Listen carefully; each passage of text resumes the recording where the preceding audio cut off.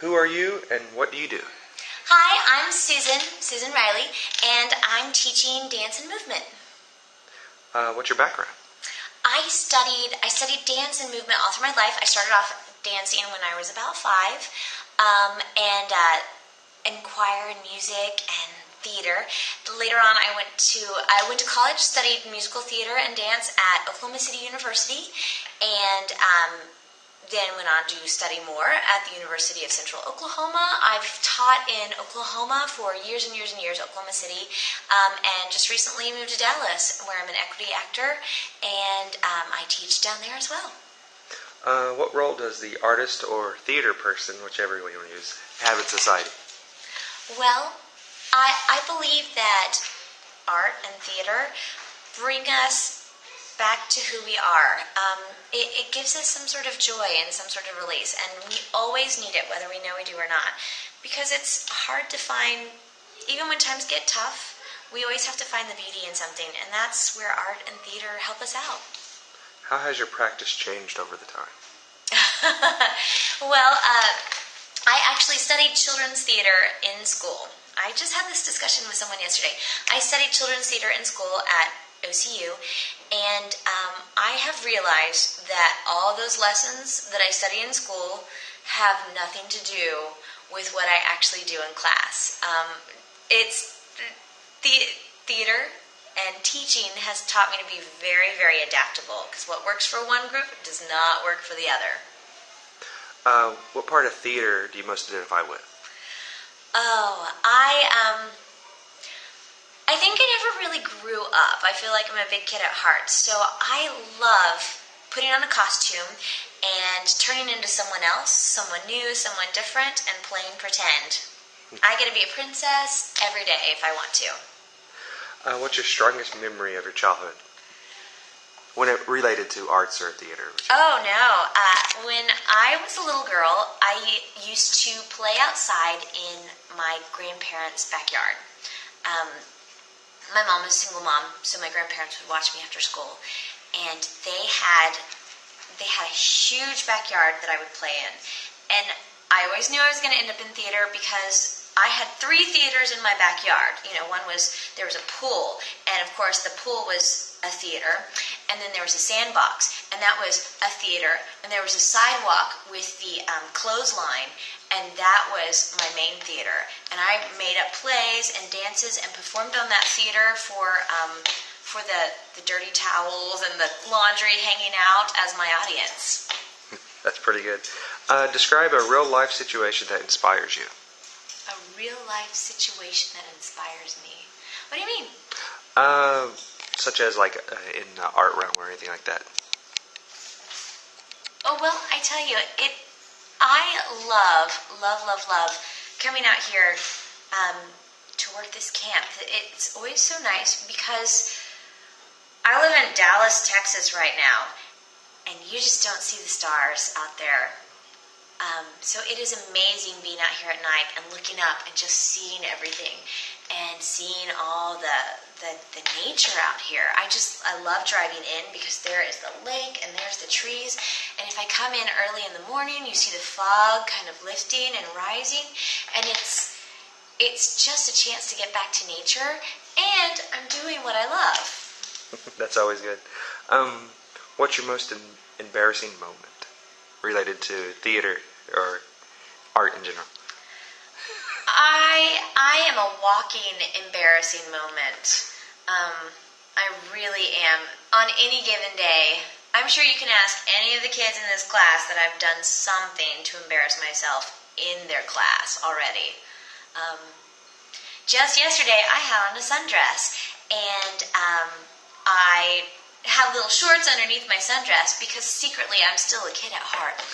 And somebody asked me to climb up on a ladder and get something, so I did, and I tucked my little dress up into my little shorts, and climbed up that ladder and got the thing down and gave it to him, and then went on my merry way and forgot that I had my dress tucked up into these shorts. Now, they were short shorts, short enough to look suspicious, I'm sure, and then I walked into Walmart with the dress tucked up into my shorts. That was yesterday. there's always something. What jobs have you done other than being a theater person or artist? I am lucky enough to do this for a living, so it does mean that I get really creative with my jobs.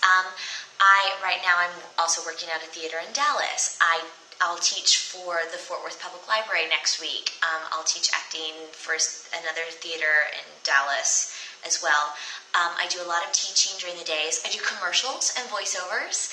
I do the voiceovers for anime, actually, right now. Cartoons. I've been a Marilyn Monroe impersonator. I've waited tables. I have been a go-go dancer. You know, woo. I've done a little bit of everything. What do you dislike about the art world, if anything? The art world is amazing. It's one of those worlds that I think is undersupported. So the only thing that I dislike about it is that not enough people know about how amazing it is. And the more money they put into it, the more they get out of it. Support the arts.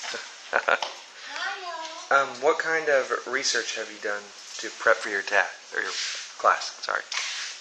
Besides my college degree, I think with any person in theater or any person in the arts, there's kind of a school of hard knocks. You learn a lot as you go along. There's always some lesson to learn. Always creative endeavors that you're having to do and things that you learn from them. So there's a lot of life lessons out there. And a lot of college. A lot of college. A lot. What superpowers would you have and why? Oh, gosh. I would... Of course, who wouldn't want to fly? I think that's a given. Everybody wants to fly, right? I would also like to be able to read people's minds, because I feel like I have to try and do that in theater anyways. I have to figure out what this person is like and kind of get inside the character on stage's head. So I'd really like to be able to do that with real people, or like move things. Name something you love and why. I have 2 kitties at home that I love very, very much. And those poor sweet kitties don't understand why Mom is gone so much this week and last week. So I'm going to say them, because the poor things, they're just left at home and were crying at my door when I drove here this morning. And I love them very, very much. What is your dream project? My dream project. I would really love to put together something new. Brand new work from the ground up. I'm working on lots of different scripts right now, and I would love the chance to just put something together, start it off, and have it be all my own. But of course, that takes a lot of drive and a lot of initiative and a lot of funding. And I know at some point all those things will come together at the perfect time, and I'll be able to do it. But right now, I'm working on it and dreaming about it. Name 3 actors or artists that you would like to compare yourself to. Oh, 3 actors or artists. Did you catch the Tony Awards on Sunday? There were some amazing artists up there. I would take any of those. There's more than 3 that I would name. One of the people that I look up to is Carol Burnett or Lucille Ball. And then there's Audra McDonald won her 6th Tony this weekend. 6th Tony. She made history. Patti LuPone. There are just so many people out there that I love. Barbara Cook, Barbara Harris. I could go on naming forever and ever and ever. Professionally, what's your goal? Professionally, my goal? I think I'm doing it right now. My goal is to make a living as an actor. I'm young and I'm starting off and I'm doing what I'm supposed to do. And so I'd like to keep on doing it, making my living. What wouldn't you do without?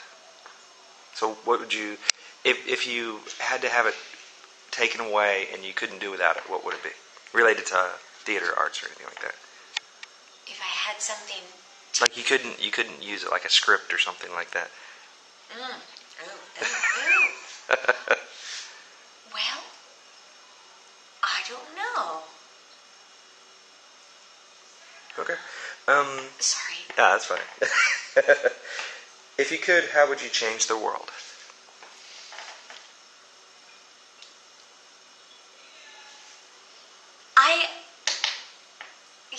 I think the world needs a little more happiness, and the world needs a little more laughter. It sounds like such a pageant answer. World peace.